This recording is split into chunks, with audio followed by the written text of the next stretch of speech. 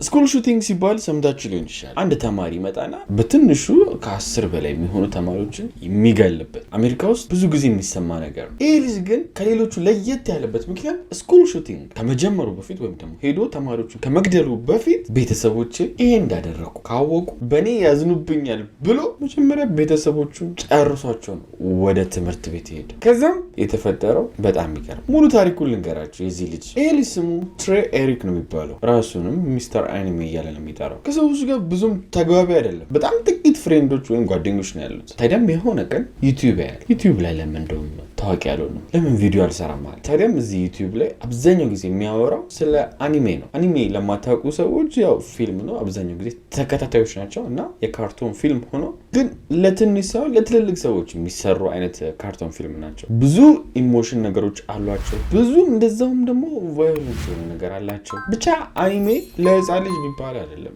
ለትልልቅ ሰዎች የተሰራ ካርቶን ፊልም በሉ። እሱን ነው ዩቲዩብ ላይ እሱ ሪቪው የሚያደርገው ወይም ደግሞ የሚያወራው። አንዳንዴ ደግሞ ከወንድሙ ጋር ሆኖ ቪዲዮ ይሰራሉ። እንዳትረሱ ከወንድሙ ጋር፣ ወንድሙ ያግዘዋል። እናም ይሄ ትክክለኛ ቪዲዮቸው ነው። ከወንድሙ ጋር ዩቲዩብ ላይ የለቀቁት ቪዲዮ ማለት ነው። ፊልሙ ላይ እንዳዩት ድብድቦች አክት ያደርጋሉ። እናም ሁሌም ወንድሙ ከጎኑ ነው፣ ይረዳዋል። ጊዜውም ያኔ ዩቲዩብ እንደዚህ የገነነበት ሰዓት አልነበረ። ቢሆንም ግን ታዋቂ ነበር። አኒሜ የሚያዩ ሰዎች የእሱን ዩቲዩብ ያዩለት ነበር። ብዙ ዓመትም ቀጠለበት። 2011 ላይ እንደ ፈረንጆች አቆጣጠር ወደ 20 ምናምን ሺህ ሰብስክራይብ አግኝቶ ከ250 በላይ ቪዲዮ ለቆ በትንሹም ቢሆን ከዩቲዩብ አንዳንድ ነገሮችን እያገኛል። ነገሩን ግን ከትንሽ ቆይታ በኋላ ቀይር ያደርገውና ፊልሙ ላይ የሚያየውን ነገሮች በአካል መተግበር ይጀምራል። መሳሪያዎችን ይገዛል። 1-2 አይደለም ወደ 5 የሚሆኑ መሳሪያዎችን ይገዛል። ዩቲዩብ ሲከፍለው ቀጥታ መሳሪያ ቤት ነው የሚሄደው። እዛው ዩቲዩብ ላይ ደግሞ የሚሰራበት ዩቲዩብ ላይ መልቀቅ ጀመረ፣ መሳሪያዎችን እየተኮሰ ምናምን። ትንሽ ቆይቶ ብዙ ሰው ስለገደሉ ሰዎች ማጥናት ጀመረ። ማለትም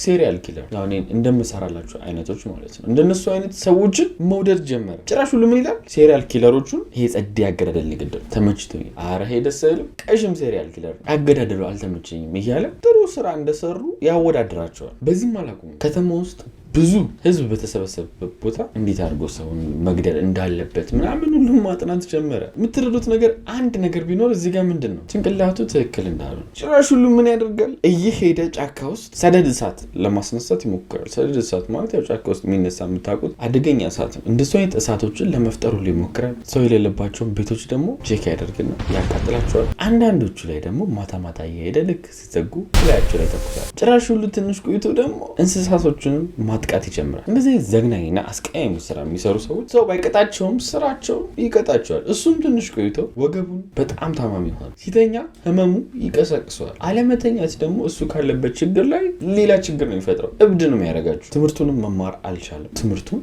ያቆማል። በቻለው አቅምም የሆነ ስራ ይሞክራል። ፒዛ አመላላሽ ምናምን ሆኑ እናም ነገሮች ለነሱ ጥሩ የሆኑ አይደሉም። ጥሩ ነገር ስታደርጉ ብቻ ነው ጥሩ ነገር የምታገኙት። ጭንቅላታችሁ ውስጥ ሁሌም ይሄ መጥፎ ጠማማ ከሆናችሁ ችግሩ ለሌላ ሰው አይደለም፣ ለራሳችሁም አይቀናችሁ። መጥፎነት የሚጎዳው ራስን ነው። ቤተሰቦቹ ግን በዚህ በኩል ሊረዱት ሞከሩ። በተለይ አባቱ፣ ምክንያቱም ወንድ ነው። እንደ ወንድ ወደፊት ብዙ የሚጠብቀው ነገር ስላለ እንዲጠነክር፣ እንዲጎብዝ፣ ቋሚ ስራ እንዲፈልግ ብዙ ጊዜ እየደጋገመ ይነግረዋል። ተጨማሪ ደግሞ ዩቲዩቡን ራሱ ጥሩ ብር እያገኘበት ነበረ፣ ግን እሱንም እየሰራ አይደለም። ከሆኑ ጊዜያቶች በኋላ ድብርቱ ያሸንፍና ለምን ሰዎችን አልጨፈጨፍም ብሎ ያስባል። ደግሞ ቀጥታ ያሰበው ሰዎችን በደንብ አገኛለሁ ብሎ ትምህርት ቤት ውስጥ ነው። እስፔሻሊ በፊት ተምሮበት የነበረበት ትምህርት ቤት። ይህን እቅዱንም ዩቲዩብ ላይ ይሄድና ራሱን ሚስተር አኒሜ እያለ ነው የሚጠራው። ሚስተር አኒሜ ትልቅ እቅድ አቅዷል። እናም ትገረማላችሁ አይነት ነገር ነው ያወራው። በነገራችን ላይ ስለ ዩቲዩብ ማስተማሩ ብዙዎቻችሁ ኮሜንት ላይ ጠይቃችሁ ነው እጀምራለሁ። ማክሲመም በዛ ይባል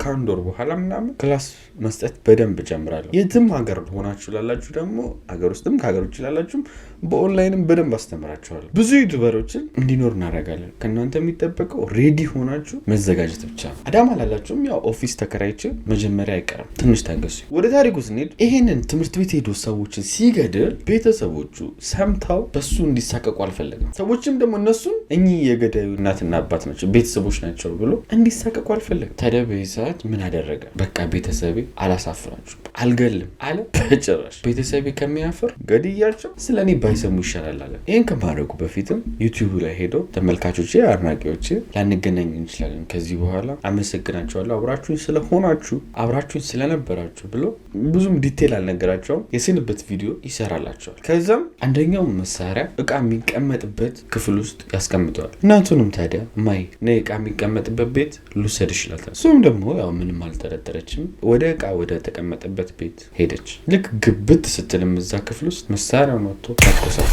እዛው ነበረ ጸጥ ያለች። መሳሪያውንም እሷን የገደለበትን አስቀምጦ ወደ ክፍሉ ይመለሳል። በዚህ ሰዓት ወንድሙ ከክፍሉ ይወጣል። ምንድነው የተኩስ ድምጽ የሰማሁት? ምን ተፈጥሮ ነው አለው። በዚህ ሰዓት ምንም አላለውም። ትሬ ዝም ብሎት አለፈው። ምክንያቱም መሳሪያውን እዛ ዕቃ ቤት ውስጥ አስቀምጦ ነበር። ክፍሉ ሲገባ ግን ሽጉጥ አዘጋጅቷል። ሽጉጡን ብድግ አደረገና ወደ ወንድሙ ተመለሰ። ወንድሙም እንደዚህ እያየው መሳሪያው ወጥቶ ግን ወንድሙ እንደምንም ብሎ መታጠቢያ ክፍል ውስጥ ይገባና በሩን ይዘጋዋል። ይሄ አውሬ የሆነ ልጅም ታዲያ ይህን መታጠቢያ ቤት ሊበረግደው መታገል ጀመረ። ይሄ ሁሉ ግርግር፣ ይሄ ሁሉ ተኩስ ሲፈጠር አባትየው ተኝቶ ነበረ። ተነሳ። የመሰለውም ነገሩ ቀላል ስለመሰለው ከተኛበት ከመኝታ ቤቱ ምንድነው ምን ሆናችሁ ነው ምናምን ይላል። ይህን የሰማው ደግሞ ትሬ ለካ አባቴም አለ ብሎ ሽጉጡን ይዞ ወደ አባቱ መኝታ ቤት ገባ። እናም አባትየው ላይ አባቱን ጸጥ አደረገው። ተመልሶም ደግሞ መታጠቢያ ቤት ውስጥ ገብቶ የዘጋውን ወንድሙን በሩን ለመክፈት አሁንም መታገል ጀመረ። መግባት ሲያቅተው ግን ወንድሙ እንዳይገባ በሩን